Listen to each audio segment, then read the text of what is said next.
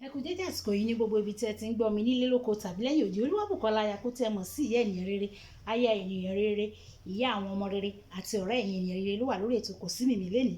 Ẹ jẹ́ kí a gbàdúrà. Ayérayé nínú àwọn ọ̀run agbẹ́yìnga nítorí pé ẹ̀yin ni Ọlọ́run wa. A dúpẹ́ fún àánú àti ojú rere tí a rí gbà.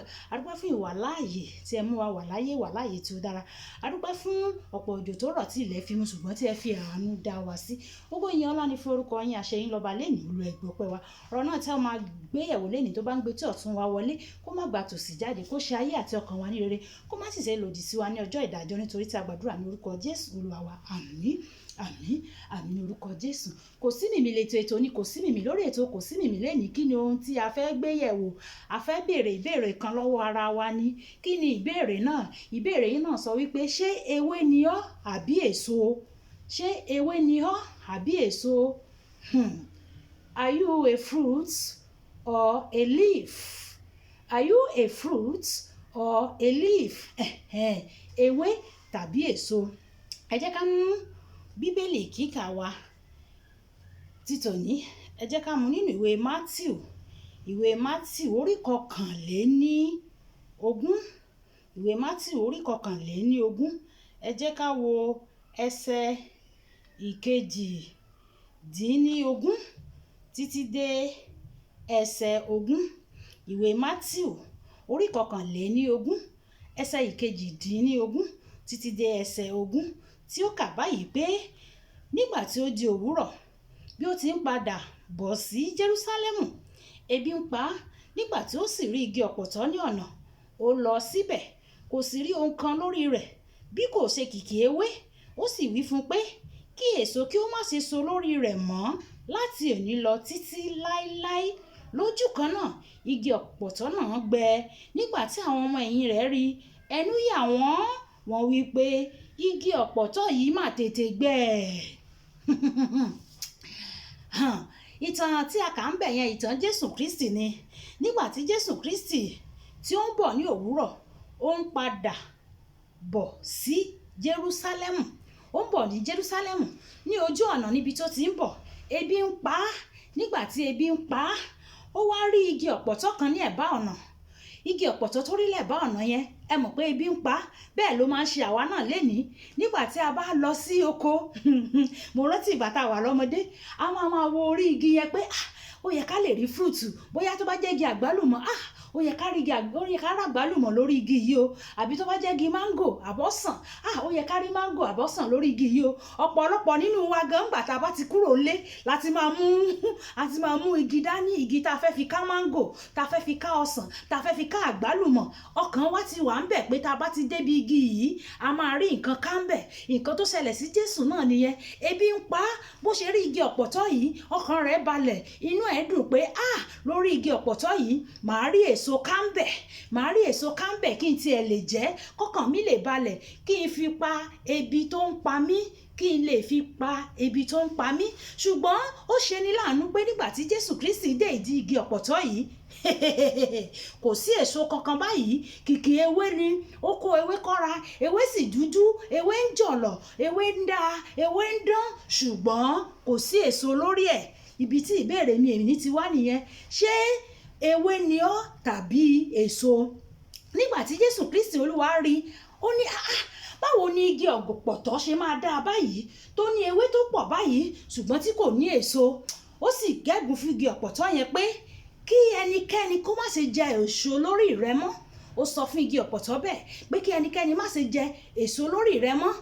Nígbà tí ó ti gégùn fún igi ọ̀pọ̀tọ́ yìí, ẹnu yà àwọn ọmọ ẹ̀yìn rẹ̀ nítorí wọ́n wí pé igi ọ̀pọ̀tọ́ náà mà tètè gbẹ. Igi ọ̀pọ̀tọ́ gbẹ dànù, kò so èso mọ́. Ó yá, ẹ jẹ́ kí n wá rí ilé tí ẹ̀ mọ́ nǹkan tó ṣẹlẹ̀ nínú ìjọ lénìí. Àkòrí tí mo mú wá lénìí ó dá lórí àwa Kristẹni, pàápàá jùlọ àwa olórí ìjọ, àwa pásítọ̀, àwa evangelist, àwa wòlíì, àwa apostle, àwa tí a jẹ́ adarí nínú ìjọ. Ní ọ̀rọ̀ yìí bá wí. Àwa Kristẹni, àwa tí a born again Christian ló bá wí. Àwa tá a ti dà tuntun bí tí a ti fi ayé wa fún Jésù ní ọ̀rọ̀ yìí bá wí, tó ń béèrè lọ́wọ́ wa lénìí pé ṣé èso ni wá tàbí ewé? Fún àpẹẹrẹ, ẹ jẹ́ ká wò. àwọn olùṣọ́ àgùntàn kan wà tó jẹ́ wípé tó bá invite wọn wá sí oníkan wá ṣe ministration ní inú ìjọ rẹ, àwọn máa sọ fún ẹ pé hòtẹ́ẹ̀lì báyìí làwọn fẹ́ lodge sí, oye báyìí lówó wọn, irú oúnjẹ báyìí ló máa prepare fún wọn, irú nǹkan báyìí ló máa wá sílẹ̀. Ṣé bí Jésù ṣe kọ́ wa nìyẹn? Irú àwọn olùṣọ́ àgùntàn báyẹn kìkì ewé ni wọ́n, kò sí èso. Kìkì ewé ni wọ́n, kò sí èso. Irú àwọn olùṣọ́ àgùntàn yẹn ní igi ọ̀pọ̀tọ́ tí Jésù ń rí, wọn ní èso, ewé ni wọ́n. Tẹ́ bá rí wọn, wọ́n máa dán àwọn the most expensive car, ọwọ́ wọn lẹ ti máa rí àwọn aṣọ tó dáa jù, ọwọ́ àwọn ló máa wọ̀, á gbèsè nìsọ́rùn, á máa dé rí dodo. Ewé ni, kì í ṣe èso.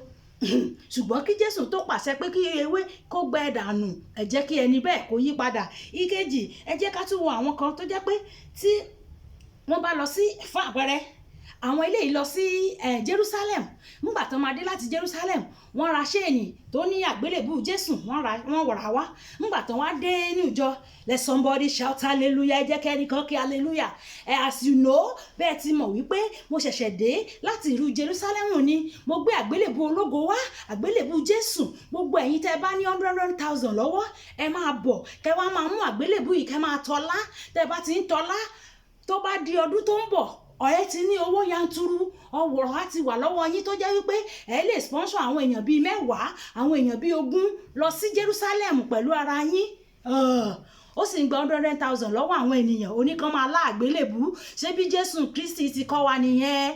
Ṣé bí Jésù Kristi ti fi lélẹ̀ fún wa nìyẹn? Olùṣọ́ àgùntàn, àpọ́sù, adarí ìjọ, ṣé bí Jésù ti kọ́ wa nìyẹn? Wọ́n wá ń lá àgbélébù, ó wá ń gba 100,000 lọ́wọ́ wọn. Ewé ni ò kì í ṣe èso. Èso tí Ọlọ́run fẹ́ ni pé kí o jèrè ọkàn fún òun. Èso tó fẹ́ nìyẹn gẹ́gẹ́ bó ti kọ́ nínú ìwé Jòhánù orí 1 ẹsẹ̀ 15. Èso tó fẹ́ nìyẹn ẹ wo àwọn mìíràn, àwọn olùṣọ́ àgùntàn mìíràn tán bá lọ bóyá ń travel out wọ́n ṣẹ̀ dé, wọ́n á ní ó yá ẹ̀yin ọmọ ìjọ tẹ́ bá ní 5,000 ẹ máa jáde bọ̀, ẹ wá máa pọ́n bàtà tí mo wọ̀ yìí, ẹ máa pọ́n lá, kẹ́ máa mú 5,000 wá, nítorí pé bí mo ṣe lọ tí mo dé láti ìlú ọba yìí, ẹ̀yin náà tó bá fi máa di oṣù 3 ẹ̀yin náà máa lọ, nítorí pé ẹ pọ́n bàtà mi lá. A ní ọ̀pọ̀lọpọ̀ nínú wọn gbà tó bá ṣẹ̀ṣẹ̀ ra mọ́tò, a ní ó yá ẹ wá máa fi àwọn ńlá mọ́tò yìí kẹ́ máa mú 50,000 wá, nítorí pé lẹ́yìn oṣù yìí gan ẹ̀yin gan náà máa ra mọ́tò tí yín, ẹ tap anointing, ẹ máa fa hàn la, ẹ máa fọwọ́ kàn, kẹ́ máa mú 50,000 wá ẹ̀yin ọmọ ọjọ́ kí ẹ̀yin náà lè ra mọ́tò. Ewé ni ò kì í ṣe èso. Ewé ni ò kì í ṣe èso. Ìwọ tètè yá akẹ́kọ̀ọ́ lára igi ọ̀pọ̀tọ́ kó tètè yí padà. Ẹ mọ̀ pé ọ̀pọ̀lọpọ̀ ìjọ lénìí tó jẹ́ pé wọ́n máa pè á ní as you know, mo ṣẹ̀ṣẹ̀ dé láti Jerusalem ni, as you know, mo ṣẹ̀ṣẹ̀ dé láti mo ṣẹ̀ṣẹ̀ dé, àwọn anointing tí mo gbà bọ̀, àwọn oil tí mo rà bọ̀ láti Jerusalem, oil eléyìí ó yàtọ̀ sí gbogbo àwọn oil, òróró eléyìí yàtọ̀, special òróró ni, àti Jerusalem ni mo ti gbé léyìí wá. Ẹ̀yin tẹ́ bá ní 10,000 ó yá ẹ máa jáde bọ̀, ẹ̀yin tẹ́ bá ní 5,000 ẹ máa jáde bọ̀. Wọ́n á pè títí wọ́n á pè àwọn tó ní 200 kán máa jáde bọ̀, màá fi òróró yìí sí yín lórí, màá fi anointing oil yìí, màá fi anointing yín, màá fi sí yín lórí, ẹ sì rí wípé ẹ máa rí ọwọ́ Ọlọ́run. Ṣé o rò wípé àwọn tó wá sí ṣọ́ọ̀ṣì tí wọ́n wá ní owó, ṣé inú wọn á dùn sí ọ? Ṣé inú wọn máa dùn sí ọ nígbà tó ní káwọn tó lówó kán máa bọ̀ kó fi òróró sí wọn lórí? Àwọn tí ò ní lè ní, ó sì lè dọ̀la káwọn náà lè ní. Olólórin kan tó sọ pé àìlówó ayé mi ó má ti dọ̀rọ̀ ìtàn, ogun ayé mi àná ló mọ̀, àìlọ́lá ayé mi ó ti dọ̀rọ̀ ìgbàgbé o, ogun ayé mi àná ló mọ̀. Àwọn tó rò wípé wọn ò lówó lè ní, tó bá dọ̀la wọ́n lè gbé mílíọ̀nù sílẹ̀ fún ọ, ṣùgbọ́n ńgbà tó ti jẹ́ wípé nítorí ohun tó o máa jẹ lénìí o ti gbàgbé ohun tó o máa jẹ lọ́la. Olùṣọ́ àgùntàn o gba 5,000, o gba 10,000, o gba títí o gba 200 naira nítorí pé o fẹ́ anoint àwọn ènìyàn. Òróró tó rà ní Jerusalem tí ìgò òróró kan tí ò tó, ìgò òróró tó rà yẹn kò tó 5,000, kò tó 10,000, o sì ń fi òróró yìí o fi ń pa bíi 5 million nítorí àwọn tó pè jáde tó ń gbowó lọ́wọ́ wọn nítorí ìgò òróró. mo sọ fún ọ pé ewé ni ọ́ o kì í so èso o, ewé ni ọ́ o kì í so èso o. Ìbádẹ́sàn fún ọ kó kọ́ ẹ̀kọ́ lára igi ọ̀pọ̀tọ́, nítorí pé Jésù Kristi fẹ́ èso lára igi ọ̀pọ̀tọ́ ṣùgbọ́n kò rí èso ń bẹ̀, ewé lórí. Igi ọ̀pọ̀tọ́ tìọ́ náà kí ni Kristi rí níbẹ̀? Ṣé ewé lórí rẹ àbí èso? Ṣùgbọ́n èyí tó ń ṣe nì tó bá jẹ́ pé àwọn tí mo mẹ́nu bà ní ewé ni kì í ṣe èso. Èso tí Ọlọ́run fẹ́ ni kí o jèrè ọkàn. Jésù Kristi nígbà tó sì wà láyé àtàwọn ọmọ ẹ̀ nígbà tí wọ́n wà láyé tí wọ́n jèrè ọkàn, wọn ò gbowó lọ́wọ́ ẹnìkan, ọ̀fẹ́ ló fi fún ni, ọ̀fẹ́ lè a fi fún àwọn ènìyàn. Ṣùgbọ́n ìwọ ò ti sọ́dọ̀ owó, Ọlọ́run á dáríjì èmi àti ìwọ o. Pẹ̀tẹ̀pẹ̀tẹ̀ tí a nà ní pàpà lè ni mo mú wá lẹ́yìn. Tó bá atabára lé atabára oko, ṣùgbọ́n ẹ má jà fi ṣèbínú. Ibi tó bá tabà wá ni ká túbẹ̀ ṣe. Bó ti tabà ọ ló tabà èmi náà túbẹ̀ ṣe, ìwọ náà túbẹ̀ ṣe. Já sọ fún Ọlọ́run pé bàbá mi, mo kọ̀ láti jẹ́ ewé lásán, ṣe mí ní èso. Mo kọ̀ láti jẹ́ ewé lásán, jẹ́ kí n jẹ́ èso fún ọ. Mo fẹ́ kó dé ọ̀dọ̀ mi kó rí èso tó dáa lára mi, èso ìjèrè ọkàn, èso ìfẹ́, èso tí ìwọ Olúwa fẹ́ lára mi, mo fẹ́ kó rí lára mi. Mi ìfẹ́ jẹ́ ewé lásán. Ọlọ́run ṣàánú fún mi. Bẹ́ẹ̀ ló máa rí. Jésù Olúwa wa, àmín. Olóbùkọ́lá ya kó ìyá ènìyàn rere, aya ènìyàn rere àti ìyá àwọn ọmọ rere lórí ètò Kò Sí Mìmí Lénìí nìyẹn. Ọlọ́run á ṣe wá ní èso, kò ní ṣe wá ní ewé lásán. Ìpàdé wa bí oyin, ó dàbọ̀.